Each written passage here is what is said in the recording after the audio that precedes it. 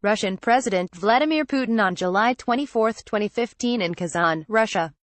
Matthias Hangst, Getty Images The Trump administration is set to impose additional economic sanctions on Russia this week, specifically targeting a group of oligarchs linked to Vladimir Putin, The Washington Post reported Wednesday. The number of individuals to be sanctioned is still uncertain, but it expected to total at least 6 Kremlin allies outlined in the Treasury Department's list of influential Russians, mostly political and business leaders, released in January. The Trump administration released the list, which was derided in some corners for its apparent lack of rigor and seriousness, as part of its compliance with Congress's Countering America's Adversaries Through Sanctions Act, also known as CAATSA, which was passed as a bipartisan effort to prod the Trump administration into taking action against the Kremlin for a series of hostile acts ranging from the annexation of Crimea to Moscow's involvement in Syria and, of course, its efforts to influence the 2016 presidential election. The sanctions, which two sources said would be announced as early as Thursday, would follow the March 15 U.S.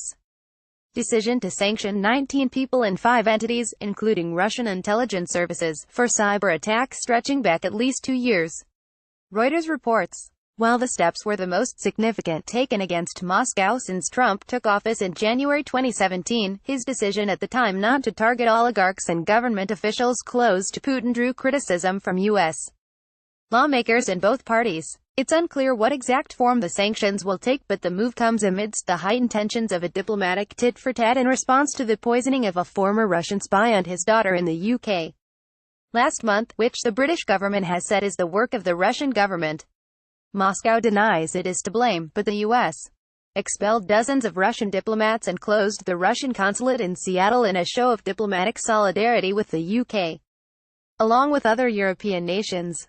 The Kremlin responded in kind, closing an American consulate and ordering an equal number of American diplomats to leave the country. You depend on Slate for sharp, distinctive coverage of the latest developments in politics and culture. Now we need to ask for your support.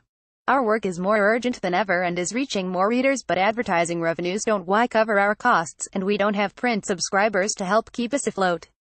So, we need your help. If you think Slate's work matters, become a Slate Plus member. You'll get exclusive members-only content and a suite of great benefits, and you'll help secure Slate's future. Join Slate Plus.